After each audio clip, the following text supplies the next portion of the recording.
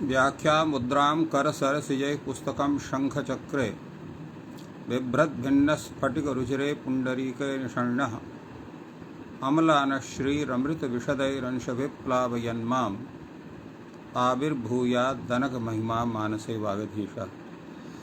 कृष्णाय वासुदेवाय हरे परमात्मने प्रणतक्लेशनाशाय गोविन्दाय नमो नमः। संस्कृतशौर्यम् इति आमुखपटले सम्बद्धाः समेऽपि विद्वांसः समेऽपि जिज्ञासवः छात्राः सहृदयाः सज्जनाः एतस्य संस्कृतशौर्यस्य संस्थापकः डॉक्टर राजकुमारः समेषां स्वागतं वर्तते तस्मिन् महाभाष्यव्याख्याने। मान्याः साम्प्रतं महाभाष्यस्य षष्ठाध्यायस्य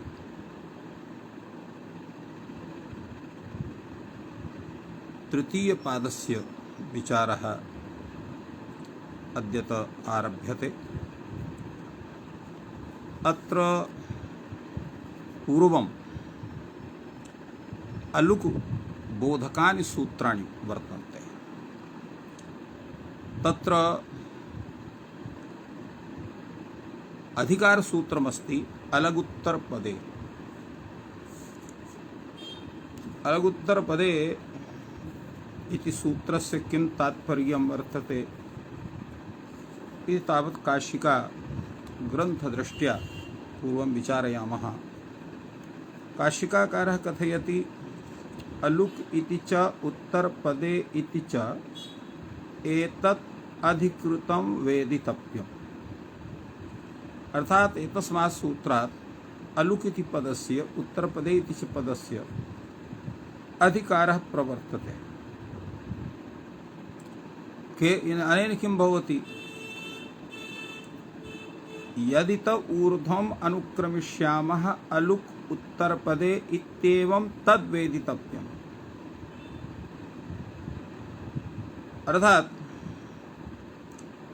अत्र उत्तरपदे परे पूर्वपदस्य या विभक्तिः तस्याः अलुक भवति इति मुख्यतः एतस्य तात्पर्यं वर्तते। इतः परं यत् यत् सूत्रं वर्तते तत्र एषा पदद्वयी उपतिष्ठति अलुक इति उत्तरपदे इति। यदा अत्र सूत्रं प्रथमम् आयाति पंचम्या स्तोकादिभ्यः, तत्र स्तोकादिभ्यः पूर्वपदेभ्यः परा या पंचमी विभक्ति अत्र उत्तरपदे परे किं भवति? अलुक भवति। यथा स्तोकात् मुक्तः स्तोकान् मुक्तः, अल्पात् मुक्तः अल्पान् मुक्तः एवं रूपेण अत्र सुबोधात् परातिपदिकयोः इति सूत्रेण प्राप्तं यल्लुक तत्पूर्वपद विषये निषिध्यते इति मुख्यतः तात्पर्यम् एतस्य भवति। अग्रे तावत् एतद्विषये काशिकाकारः कथयति उत्तरपदे इत्यस्य तत्र अधिकारस्य का आवश्यकता वर्तते? केवलम् अलुक इत्येव सूत्रम् अस्तु, किन्तु यदा इत्थम् उच्यते तत्र दोषः स्यात् उत्तरपदे इति विधाने। यतः निष्क्रान्तः स्तोकात्, अत्र स्तोक शब्दः पूर्वपदे वर्तते, क्षम्यताम् उत्तरपदे वर्तते समस्ते शब्दे, येन निस्तोकः इति भवति। उत्तरपदे इति कथनं न स्यात्, केवलम् अलुक इत्येव कथनं स्यात्। तर्हि उत्तरपदस्थं यत् स्तोकात् इति पदं तस्यापि पंचम्याः अत्र अलुक स्यात्। फलतः निस्तोकः इति रूपं न स्यात्, तभी निस्तोकात् इति रूपं स्यात्। अतएव उत्तरपदे इत्युच्यते। तेन स्तोकान् मुक्तः इत्यादि स्थलेषु प्रवर्तते, यत्र पूर्वपदे पंचम्यन्तं पदं वर्तते, न तु तत्र उत्तरपदे परे। अतएव उत्तरपदे परे पूर्वपदं यत् वर्तते तद् घटकं यत् या विभक्ति पंचविभक्ति तस्याः अलुक् भवति इति तात्पर्यम् आयाति। अन्यार्थम् इदम् उत्तरपदग्रहणम् इहापि अलुको निवृत्तिं करोति इत्येवमर्थं लक्षण प्रतिपदोक्त परिभाषा नाश्रयितव्या। अर्थात अन्यर्थम इदम उत्तरपदग्रहणम् इहापि अलुकः निवृत्तिं करोति इत्येवमर्थम् अत्र लक्षण प्रतिपदोक्तस्य विग्रहण एषा परिभाषा अत्र नाश्रीयते। प्रश्नः भवति, यत् अधिकार सूत्राणि यानि सन्ति तेषां किमपि सूत्रम् अभिव्याप्य अथवा कस्मादपि सूत्रात् प्राक् अधिकारः भवति इति दृश्यते। तर्हि अत्रापि अलुक् इति पदस्य उत्तरपदे च इति पदस्य कस्मात् सूत्रात् प्राक् या किं सूत्रम् अभिव्याप्य अधिकारः वर्तते इत्यपि विचारः करणीयः भवति। एतद्विषये अत्र वक्ति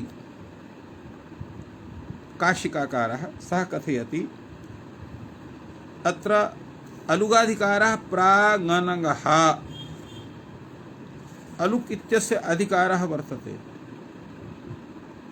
कस्मात् प्राक् वर्तते? उच्यते अनगः प्राक्। अनगः इति स्वरूपं कुत्र वर्तते, यस्मात् प्राक् एतस्य स्थितिरस्ति इत्यपि आयाति विचारः। तद्विषये अत्र वक्तुं शक्यते, यस्मात् सूत्रात् प्राक् एतस्य अधिकारः अलुक् इति पदस्य वर्तते आनङ् इति। तत्र आनङ् घटितं सूत्रं किमस्ति? तत्सूत्रमस्ति आनङ् ऋतो द्वन्द्वे। आनङ् ऋतो द्वन्द्वे इत्यतः प्राक् एतस्य अलुक् इति पदस्य अधिकारः वर्तते। एवं अत्र यत् उत्तरपदे इति वर्तते तस्य अधिकारः कस्मात् सूत्रात् प्राक् वर्तते इत्यपि विचारणीयमस्ति।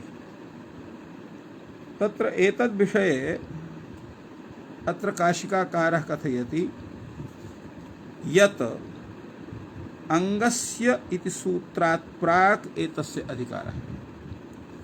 अंगस्य इति सूत्रं षष्ठाध्यायस्य चतुर्थपादस्य प्रथमं सूत्रं वर्तते। अनया रीत्या इत्थं वक्तुं शक्यते, उत्तरपदे इत्यस्य अधिकारः तावत् एतस्य पादस्य अन्तं यावत् वर्तते इति वक्तुं शक्यते। यतोहि चतुर्थपादे अंगस्य इति सूत्रं ततः प्राक् अधिकारः, उत्तरपदाधिकारः प्राग् अंगाधिकारात्। तो अनेन ज्ञायते पादपर्यन्तम् एतस्य अधिकारः इति स्पष्टं भवति। तो एवं अत्र काशिका ग्रन्थे एतस्य सूत्रस्य विषये विचारः समागतः। अधुना वयं पश्यामस्तावत् भाष्ये अत्र कीदृशः विचारः आयाति। अतएव भाष्यकारोऽपि पूर्वम् एतद्विषये एव अत्र विचारं प्रस्तौति। आकुतोऽयम् अधिकारः, अर्थात् किं सूत्रम् अभिव्याप्य अथवा कस्मात् सूत्रात् प्राक् एतस्य अधिकारः वर्तते। भाष्यकारः कहते अलुक् अधिकारः प्राङ्गनगः आङ् ऋतो द्वन्द्वे इत्यतः प्राक् एतस्य अधिकारः वर्तते। उत्तरपदाधिकारः प्रागंगाधिकारात्, अर्थात् एतस्य पादस्य अन्त्यं यावत् एतस्य अधिकारः वर्तते। तो हि अंगस्य इति सूत्रं चतुर्थपादस्य आद्यं सूत्रं वर्तते। अनेन एषा स्थितिः सिद्ध्यति। अत्र काशिका क्षमताम् अत्र प्रदीपकारः किमपि वक्ति कुतोयमिति इति प्रतीकम् आदाय अन्येषु अधिकारेषु व्याख्यानात् अवधि निर्णयः अत्र तु सामर्थ्यात् प्रतिपादयितुं चोद्य प्रति समाधानोपन्यासः। अर्थात अन्येषु अधिकारेषु व्याख्यानात् अवधि तत्र निर्णीयते।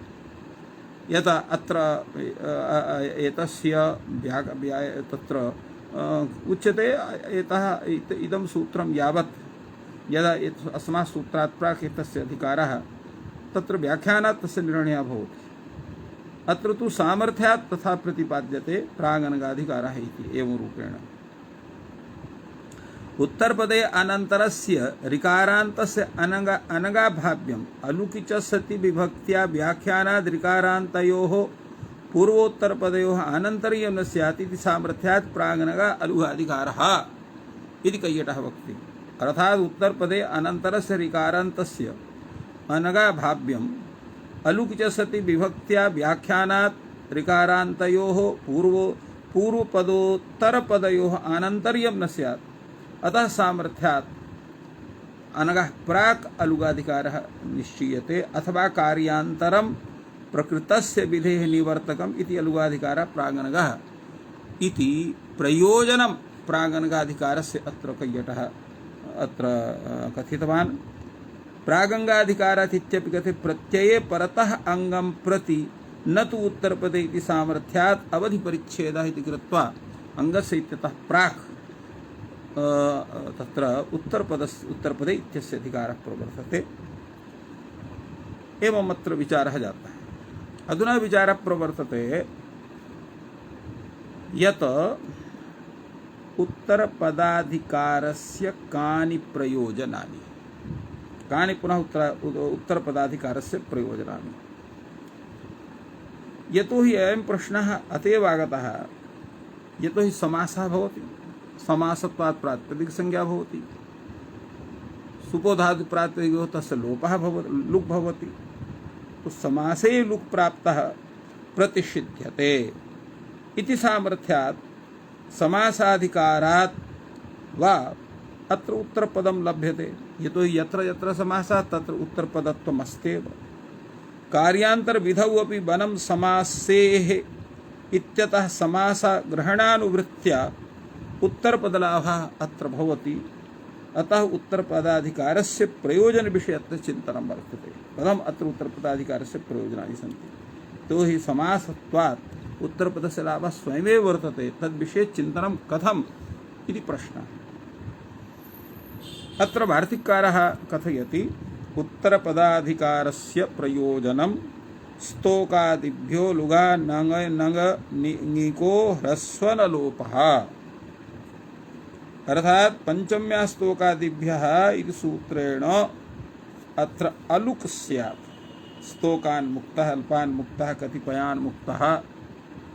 उत्तरपदे इति किमर्थं निष्क्रान्तः स्तोकात् निष्तोकः अत्र न भवेत्। आनंग इको ह्रस्व नलोपः प्रयोजनं यथा होता पोतारौ। अत्र होता च पोता च इति होत्री पोत्री। अत्र होत्री इत्यत्र उत्तरपदे पोत्री इति परे अत्र अनंग भवति, तेन होता पोत्री भवति। औसति गुणे तत्र वृद्धौ च सत्यां होता पोतारौ इति भवति। उत्तरपदे इति किमर्थं होता पुरोत्तरीभ्याम् इको ह्रस्वोऽङ्यो गालवस्य इत्यपि प्रयोजनम् एतस्य वर्तते। ग्रामणीकुलं सेनानीकुलम् अत्र ह्रस्वः भवति, इकः एतस्यपि उत्तरपदस्य अधिकारस्य प्रयोजनं भवति। एवं उत्तरपद किमर्थं ग्रामणीः सेनानीः अत्र समासरूपेण उत्तरपदत्वं तादृशं नास्ति। ग्रामं नयति इति ग्रामणीः, सेनां नयति सेनानीः इति भवति। अत्र क्युप्रत्ययः वर्तते। न लोपः प्रयोजनम न लोपो नयः इति नकारस्य लोपः प्रयोजनं भवति उत्तरपदे परे एव लाब्राह्मणः अवृषलः उत्तरपदे इति अर्थं परमनः परमन इति एतत् प्रयोजनम् अत्र दत्तं वर्तते परं च तत्मनः इति परमनः अत्र उत्तरपदे अत्र उत्तरपदत्वं न चेत् स्यात् तर्हि एतस्य स्वरूपम् अत्र न भवेत् नैषोऽस्ति प्रयोगः उच्यते एषः प्रयोगः एव नास्ति कथम् इदं तर्हि नतरां गमनम् एतत् प्रयोजनम् अत्र वर्तते तात्पर्यं नतरां गमनम् इत्यस्य प्रयोजनं किं वर्तते गमनस्य अयुक्ततरत्वप्रतिपादनाय अत्र नतरां गमनम् इति वर्तते अतः अत्र किं भवति गमनस्य अयुक्ततरत्वप्रतिपादनाय प्रतिषेधप्रकर्षाश्रयः अत्र नय इत्यस्मात् तरप्रत्ययः वर्तते अत्र तु समाससमासानुवृत्त्यापि अत्र न लोपः शक्यते पराकर्तुम् अर्थात् न लोपः अत्र कर्तुं न शक्यते इति एवम् एतत् अत्र विचारः वर्तते अत्र कश्चन विचारः प्रदीपकारस्यापि वर्तते निस्तोक इति विषये अत्र कथयति प्रदीपकारः कि यद्यपि अत्र स्तोकान्तिक इति प्रतिपदोक्त समासाश्रयणात् अत्र लुक् न वक्तुं शक्यते तथापि अन्यार्थः अवश्यं वक्तव्यः उत्तराधिकारः इति लक्षणप्रतिपदोक्त परिभाषा अत्र न प्रवर्तते इति अत्र चिन्तितम् होता पोतृभ्याम् इति प्रतीकमादाय कथयति होतृशब्दस्य अनङ्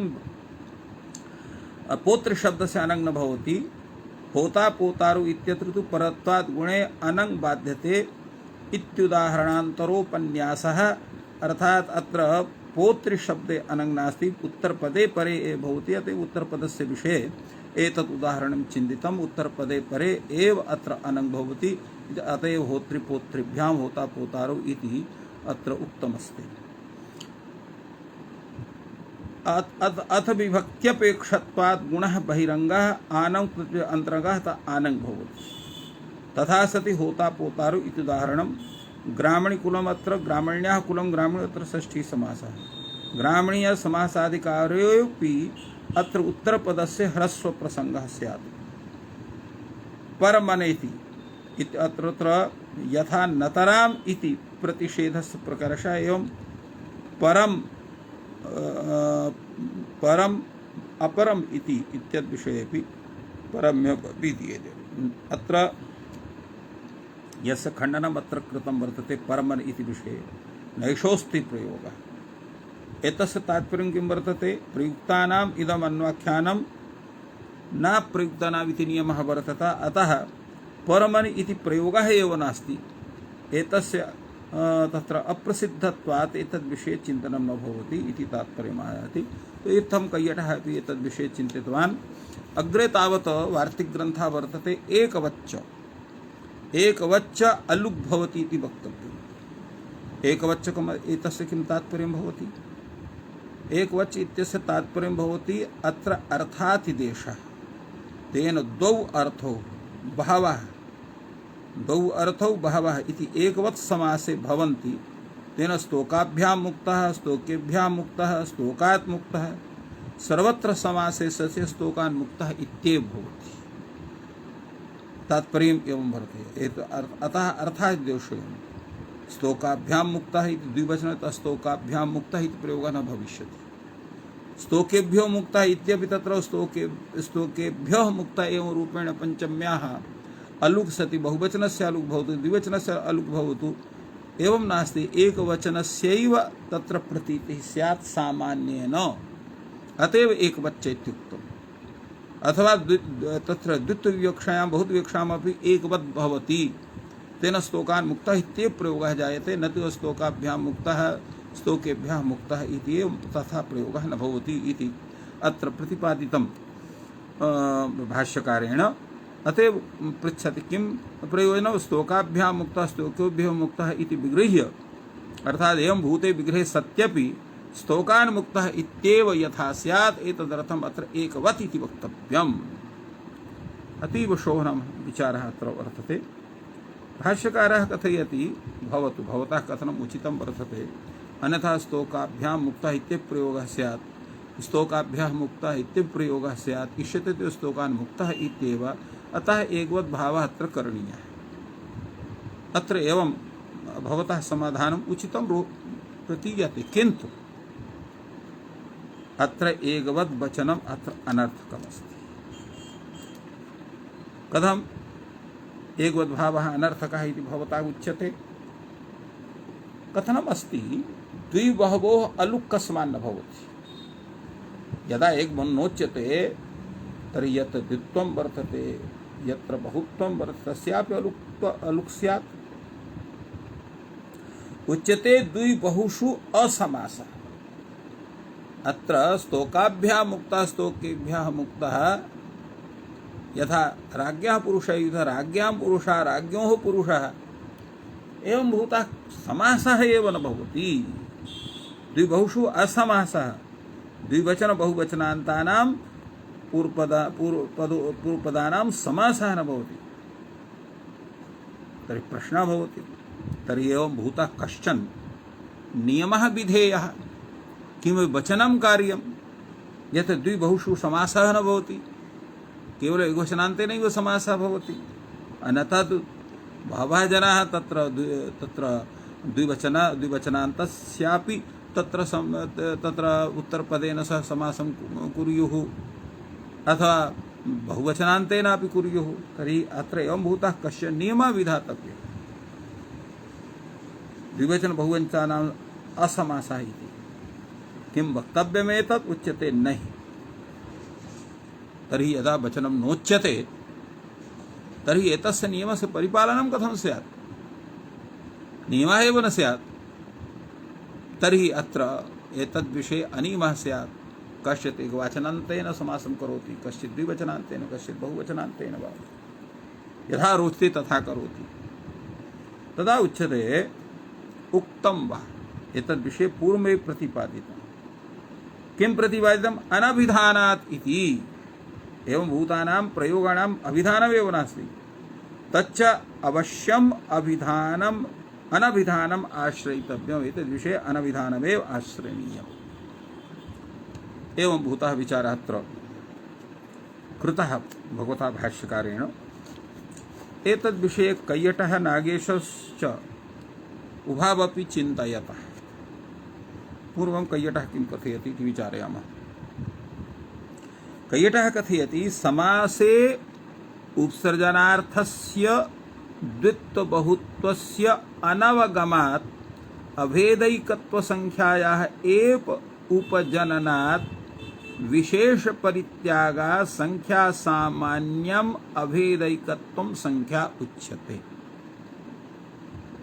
तात्पर्यम् समासे उपसर्जनार्थस्य द्वित्वबहुत्वस्य अनवगमात्। उपसर्जनार्थं यद् द्वित्वं बहुत्वं तस्य ज्ञानं न भवति। यदा अत्र राजपुरुषः इत्युक्ते राज्ञोः पुरुषः वा वर्तते, राज्ञां वा पुरुषः वर्तते वा राज्ञाः पुरुषः वर्तते, तस्य ज्ञानं राजपुरुषः इत्येव ज्ञानं भवति। अतएव अत्र द्वित्वस्य बहुत्वस्य अनवगमात् तत्र सामान्य अभेदैकत्व संख्या एव उपजनात्। अभेदैकत्व संख्या एक संख्या एव तत्र ज्ञायते। अतः विशेषस्य परित्यागः भवति। विशेष परित्यागात् संख्या सामान्यम अभेदैकत्वं संख्या उच्यते। संख्या सामान्यम अभेदैकत्वम् एव अत्र उच्यते। यथा सन्तमसे रूपमात्रम् अवधार्यते न तु शुक्ल कृष्णादि विशेष। अत्र सन्तमसे अत्र रूपमेव अवधार्यते, न तु शुक्ल कृष्णादि अत्र विशेषः। एवं राजपुरुष इत्यादौ संख्यावान अत्रार्थः न तु अव्ययार्थवद असंख्यः इत्येतावान् संप्रत्ययः भवति। राजपुरुष इत्यत्र संख्यावान अत्रार्थः, अत्र संख्या कश्चन वर्तते, न तु अव्यार्थवद असंख्या इति प्रतीति न भवति, न तु संख्या विशेष प्रतिपत्ति, अर्थात संख्या वृद्धि ते सामान्य रूपेण प्रीते, संख्या विशेषस्य अवबोधनं तत्र न भवति। तो एवं प्रतिपादनं वर्तते। अन्ये तु इति पदेन कैयटः किञ्चित् भिन्नम् अपि वदति। सः कथयति सर्वसंख्या विशेषाणाम् अविभागः अभेदैकत्व संख्या इत्याहुः। सर्वसंख्या विशेषाणाम् अविभागः अभेदैकत्व संख्या एवं रूपेण केचन कथयन्ति। यथा औषधिरसाः सर्वे मधुनि अविभागेन अवस्थिताः। औषधिरसाः ये सन्ति ते सर्वे मधुनि अविभागेन अवस्थिताः वर्तन्ते। एवं उत्सर्जनार्थे संख्या विशेषाः अपि सर्वे तत्रैव निविष्टाः वर्तन्ते। क्वचित् तु वृत्तौ अपि संख्या विशेषावगमः, क्वचित् वृत्तौ अपि संख्या विशेषस्य अवगमः भवति, अनवगमः भवति। यथा तावकीनः इत्यादौ आदेश प्रयोगात् एकत्व प्रतीतिः भवति। मास जातः अत्रापि केवलं एकस्य प्रतीतिः भवति। सौर्पिकः इत्यत्र शूर्प इत्यनेन एकस्य प्रतीतिः भवति। एवं प्रातिपदिकस्य विशिष्टार्थाभिधायित्वात् एकत्वस्य अवगमः जायते। कुण्डशः ददाति वनशः प्रविशति इत्यादौ प्रकरणादिवशात् एकत्वस्यैव ज्ञानं क्रियते, एकत्वस्यैव निश्चयः क्रियते। एवं स्तोकाभ्यां मुक्तः इत्यादपि तर्हि अलुग् विधानात् द्वित्वबहुत्वावगमात् समासः अस्तु तदा उच्यते नैतदस्ति। प्रयुक्तानाम् अन्वाख्यानात् अच न स्तोकाभ्यां मुक्तः समासः लोके प्रयुज्यते। तन्निबन्धनस्य एकस्वर्यस्य अभावात्। अतः स्तोकाभ्यां मुक्तः इत्यादौ अपादाने पंचमी न तु करणे स्तोकाल्प इत्यनेन धर्ममात्रवाचित्वे द्वित्वबहुतयोः दुर्लभत्वात् एवं रूपेण चिन्तनं वर्तते। नागेशः अत्र प्रकरणादिवशात् अत्र किञ्चित् कथयति। तत्र पूर्वं नागेशकथनं यत् वर्तते अन्ये तु इत्यादिना नागेशः कथयति। अत्र मते सर्वेषां रसानां मधुनि रसत्वेन भानवत् वृत्तौ उपसर्जने संख्यात्वेन सर्वविशेष भानम् इति तात्पर्यम् उक्तम्। अत्र यत् आदेश इति पदं वर्तते, यत् अत्र कैयटस्य कथनमस्ति यत्र आदेश विषय तावकीनः इत्यादौ आदेश प्रयोगात् एकत्व प्रतीति। अत्र तवक ममकावेक वचने इति विहितात् अत्र केवलम् एकत्वस्य प्रतीति भवति। शौर्पकादेव अनित संख्यात्व परिच्छेदा संभवेन, अनित संख्यात्वात् अत्र परिच्छेदः न भवति। परिच्छेद बोध प्रयोग प्रामाण्येन एकत्व विशिष्टस्य उसनार्थस्य प्रतीतिः जायते। अत्र यदा यत् एकत्र प्रकरणवशात् इत्युक्तं वर्तते कैयटेन, प्रकरणवशादेव तादृशी प्रतीतिर्भवति। यथा अत्र कुण्डशः ददाति वनशः प्रविशति इत्यादौ प्रकरणादिवशात् एकत्वावसाय, अवसायः नाम निश्चयः, एकत्वस्य अवसायः निश्चयः भवति। तो यदा प्रकरणात् इत एकत्व अवसायः तदा एकत्व संख्या अविच्छिन्नार्थाभिधानः धायिधायिनः शस् प्रत्ययः भवति।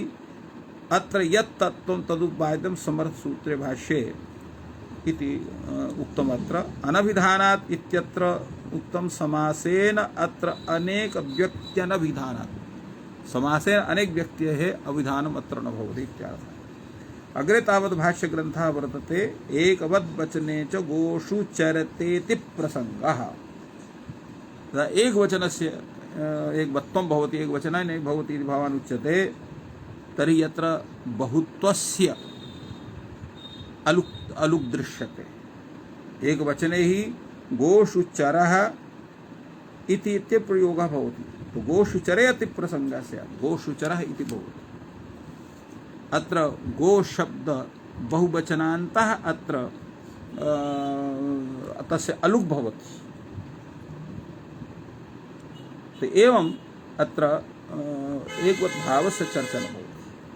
अग्रे तावत् भाष्यग्रन्थः भवति वर्षाभ्यश्च जेहे, वर्षाभ्यः जे अतिप्रसङ्गः भवति, वर्षासु जः, अत्रापि सप्तम्याः लुक् भवति, अत्रापि दोषः स्यात्। एवम् अपो योनियन् मतिषु चोपसङ्ख्यानम्, अपो योन् मतिषु च उपसङ्ख्यानं करणं, जे चरे च तत्रातिप्रसङ्गः, योनिति विषये अप्सु योनिः, अपसभ्यम्, अपसुमतिः, अपसुजः, अपसुचरः, गह्वरेष्ठाः,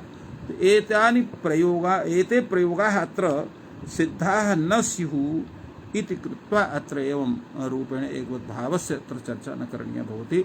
तो एवं भाष्यग्रन्थे एतस्य विचारः अत्र सञ्जातः।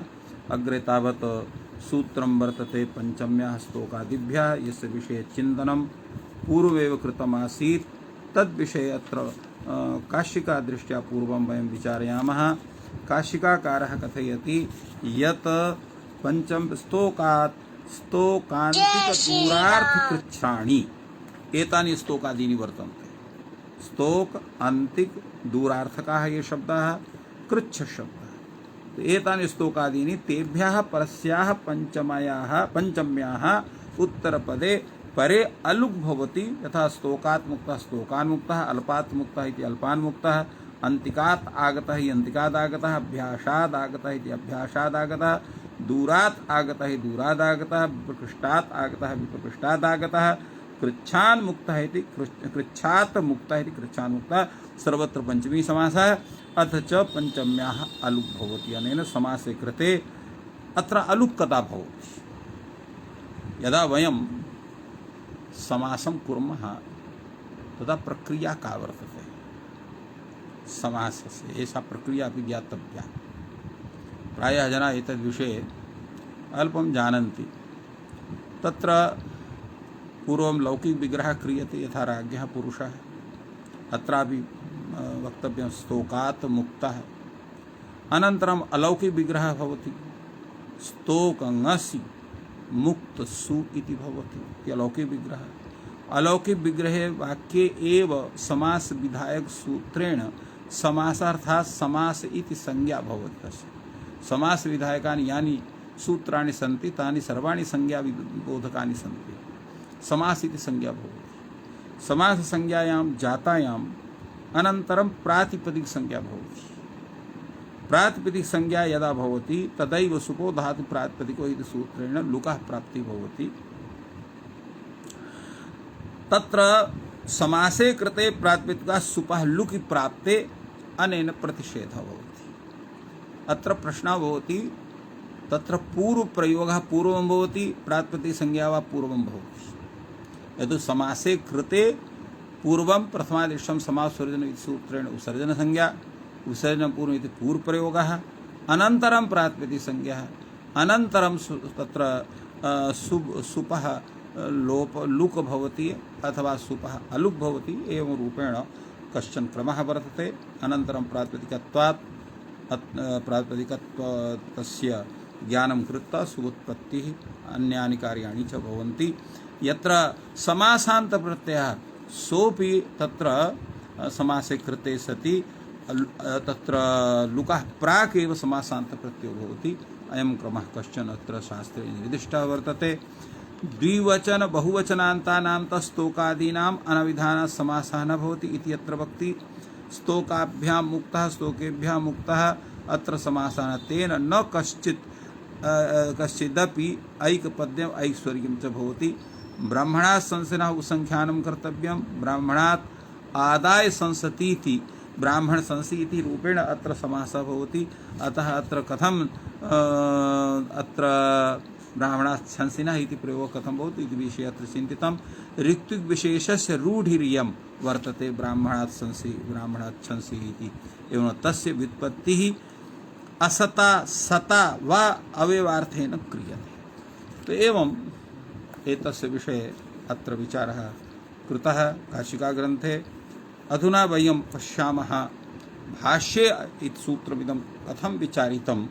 भाष्यकारः अधिकं न भक्ति सः कथयति पंचमी प्रकरणे ब्राह्मणाच्छंसिनः उपसंख्यानं पंचमी प्रकरणे ब्राह्मणाच्छंसिनः इत्यपि प्रयोगः कर्तव्यः ब्राह्मणात् शंसि इति इत्यत्रापि अनेन सूत्रेण पंचम्याः अलुक भवति न ब्राह्मणाच्छंसि इति प्रयोगः भवति अन्यार्थे चैषा पंचमी द्रष्टव्या ब्राह्मणान् शंसति इति ब्राह्मणाच्छंसि इत्यपि तत्र वक्तुं शक्यते अथवा युक्तः एव अत्र पंचम्यर्थः ब्राह्मणेभ्यः गृहीत्वा आहृत्य संशति इति विग्रहे ब्राह्मणाच्छंसि इति प्रयोगः भवति तो एवं विचारः अत्र सूत्रे आगतः युक्तः एव इत्यत्र आहरणाङ्गे शंसने शशिर्वर्धते इति उपात्त विषयम् एतत् अपादानं यथा बलाहकात् विद्योतते विद्युत इति भवति एवं निस्सारणे विद्योतने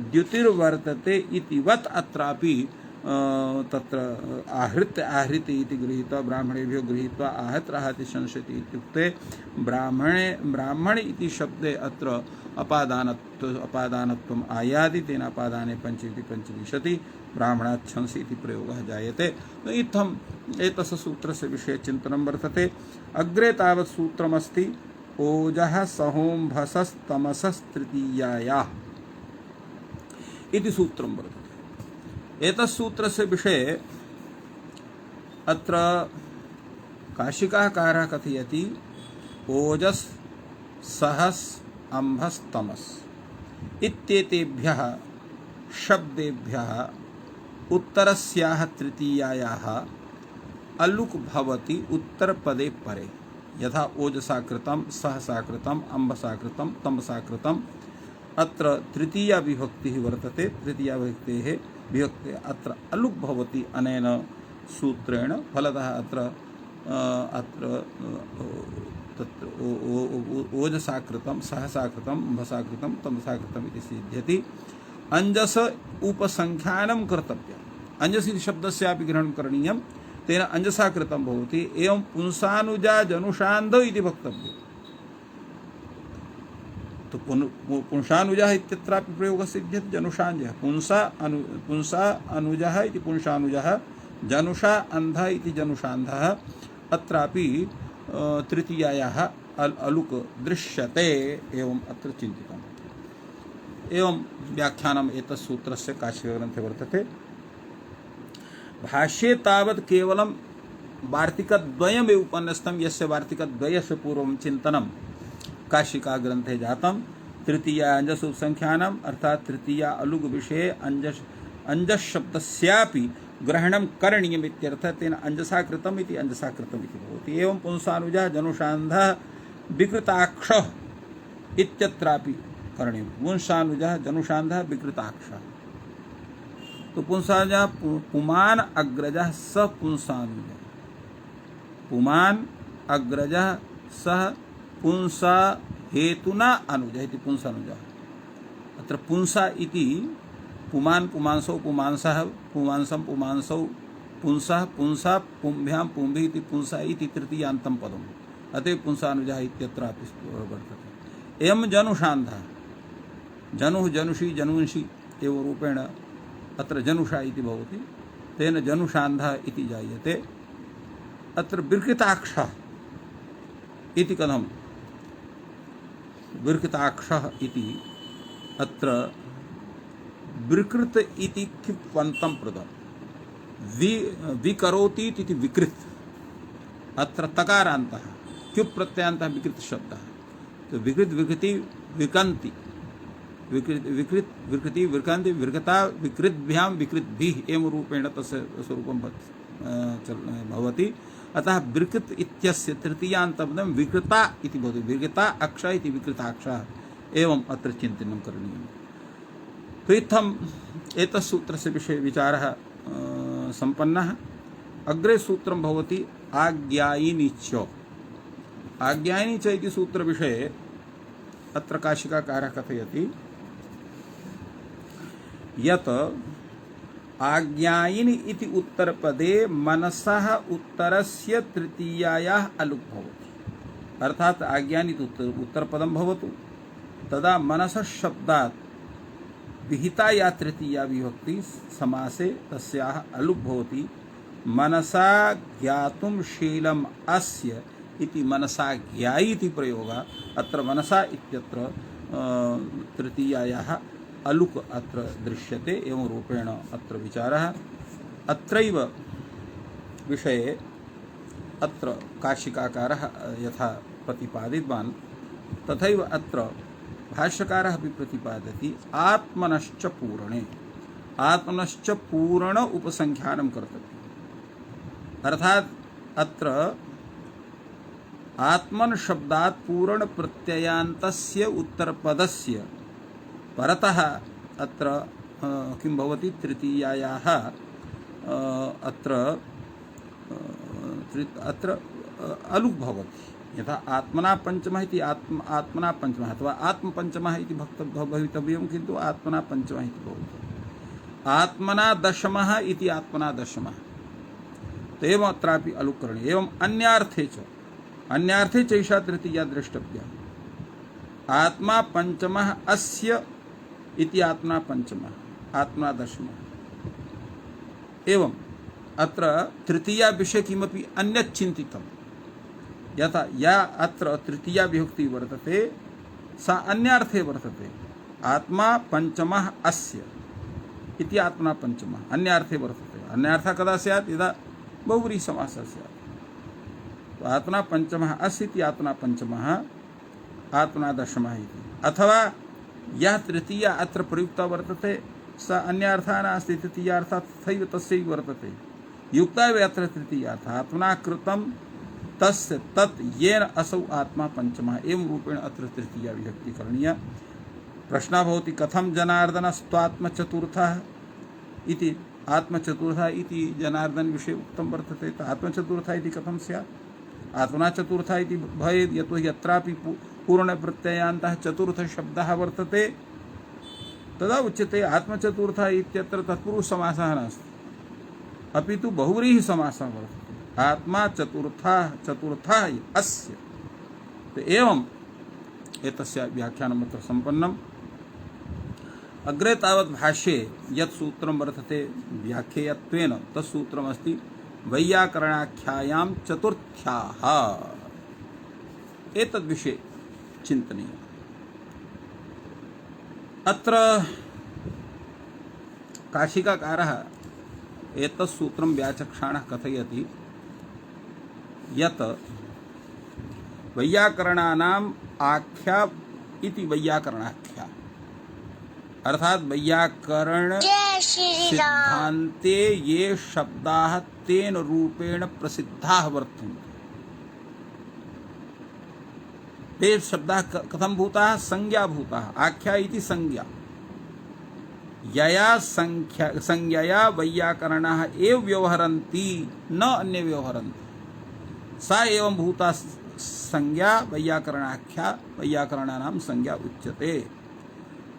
तत्र यत् आत्मन शब्दः प्रयुक्तः वर्तते, तस्मात् आत्मनः शब्दात् उत्तरा या चतुर्थी विभक्ति तस्याः अलुक् भवति। यथा आत्मने पदम् आत्मने भाषाः, तो अत्र या चतुर्थी सा कस्मिन् अर्थे वर्तते इत्य प्रश्नः भवति। उच्यते तादर्थे चतुर्थी अत्र वर्तते। यदा तादर्थे चतुर्थी तर्हि अत्र समासः कथं स्यात्? तदा उच्यते चतुर्थी इति योग विभागात् अत्र समासः भवति। तेन आत्मने पदम् इति आत्मने भाषाः आत्मने पदम् इत्येवं रूपेण एते शब्दाः साधवः भवन्ति। एतद्विषये अत्र चिन्तयति। क्षम्यतामत्र अपरमपि एकं सूत्रम् अत्रैव वर्तते। तत्सूत्रमस्ति परस्य च इति सूत्रं वर्तते। परस्य इति च सूत्रं कथयति परस्य च या चतुर्थी तस्या वैयाकरणाख्यायाम् अलुक् भवति। अर्थात पर इत्यस्मात् शब्दादपि या चतुर्थी तस्याः अलुक् भवति। यथा परस्मैपदं परस्मैभाषा इति। एतत् सूत्रद्वयम् आदाय अत्र भाष्यग्रन्थः वर्तते। आत्मने भाष परस्मै भाषयोरूपसंख्यानम्। अर्थात आत्मने भाष परस्मै भाष यो शब्दयोः अपि अत्र तत्र साधुत्वं विधेयम् अर्थात भाष शब्दे परेपि आत्मन शब्दात् पर शब्दात् परा या चतुर्थी तस्याः अलुक् भवति इति बोध्यं तेन आत्मे भाषा परस्मै भाषा इति प्रयोगः वर्तन्ते। अब प्रश्नः भवति कथं स्यात् एवं भूतः प्रयोगः कथम् अलुक् करणीयम् अत्र भवेत् अतएव तथा भूतं प्रश्नम् अत्र कृतवान् भाष्यकारः तत् कथं कर्तव्यम् इति उच्यते तावत् यदि व्याकरणे भवा वैयाकरणी आख्या यस्य सा वैयाकरणाख्यायाम् इति प्रयोगः भवति। व्याकरणे भवा या संज्ञा सा वैयाकरणी स्त्रीलिंगः प्रयोगः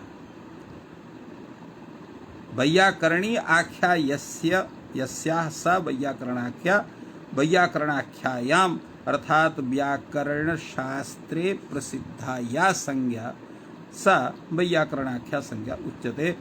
अथ ही वैयाकरणनामाख्या वैयाकरणाख्यम् इत्यपि यः तत्र या व्युत्पत्तिः अत्र दर्शिता अर्थानार्थ उपसंख्यानेन अर्थात वैयाकरणानाम् आख्या इति वैयाकरणाख्या इति यदा एतस्य विग्रहः क्रियते समासः क्रियते तदा तस्य उपसंख्यानं न करणीयं स्यात्। अतएव अत्र वैयाकरणे भवा वैयाकरणी आख्या वैयाकरणाख्या वैयाकरणाख्यायाम् इत्येव अत्र विचारः करणीयः। भाष्यकारः पक्षमिमम् उपस्थाप्य तस्य निराकरणं कृतवान्। अथ हि वैयाकरणानामाख्या वैयाकरणानाम् इति नार्था उपसंख्यानेन इति कथयति। अस्तु तावत् एतद्विषये कश्चन प्रदीपग्रन्थः अपि वर्तते सोऽपि अस्माभिः अवलोकनीयः। अत्र व्याकरणे भवा अत्र वैयाकरणी इति कथं स्यात् एतद्विषये सूत्रमस्ति अणिगयनादिभ्यः। अणिगयनादिभ्यः इति सूत्रेण अण् प्रत्यये अत्र पक्षे आख्या शब्दः संज्ञापर्यायः फलतः अत्र आत्मने भाष परस्मै भाष शब्दौ च केषुचिद् वैयाकरणे संज्ञात्वेन विनियुक्तौ वर्तेते अतः अत्र अलुक् भवति अनया व्याख्याया। किन्तु वैयाकरणानाम् आख्या इत्युच्यमाने तथा न भवितुमर्हति। यतोहि एतद्विषये अत्र चिन्तयति वैयाकरणानाम् आख्या इति व्याख्याने कथयति आख्या अत्र प्रतिपादनं भवति। प्रतिपादनानां व्यवहारः वैयाकरणानाम् आख्या अर्थात वैयाकरणानां व्यवहारः। तो आत्मनेपदिनश्च ये धातवः ते वैयाकरणैः आत्मने भाष शब्देन व्यवह्रियन्ते। परस्मैपदिनः परस्मै भाष शब्देन व्यवह्रियन्ते अतः तत्र अलुक् अत्र सिद्ध्यति इति एव रूपेण तादृशं व्याख्यानम् अत्र कृतवान्। प्रथमं व्याख्यानम् अधिकम् उचितम् इति भाष्यकारः अत्र कथयति। यद्यपि व्याकरणे भवा वैयाकरणी आख्या वैयाकरणाख्या वैयाकरणाख्यायाम् एवमपि नार्थः उपसंख्यानेन एतस्यापि उपसंख्यानं यद्यपि न करणीयं तथापि वचनात् भविष्यति। तस्मात् वचनात् भविष्यति। तो अस्ति वचने प्रयोजनम् आत्मनेपदं परस्मैपदं निपातनादेत सिद्धं स्यात् किमर्थं सूत्रेण प्रश्नः भवति। निपातनादे सिद्धं किं निपातनम् अनुदात्तंगित आत्मनेपदं शेषात् कर्तरि परस्मैपदम् इति निपातेनैव अत्र सिद्धं स्यात्। एतदर्थं पृथक् सूत्रस्य विचारस्य का आवश्यकता इति प्रश्नः अत्र जातः। यतो हि आत्मनेपद शब्दयोः निपातनादेव अलुकः सिद्ध्यति अलुक् सिद्ध्यति। किम् अत्र तादृशः व्यवहारः अत्र कृतः वर्तते। अनया रीत्या यद्यपि अनयोः सूत्रयोः वैयाकरणाख्यायां चतुर्थ्याः परस्य च अनयोः प्रत्याख्यानं सिद्ध्यति, किन्तु भाष्यकारः स्ववचनेन अनयोः प्रत्याख्यानं तथा न विदधाति।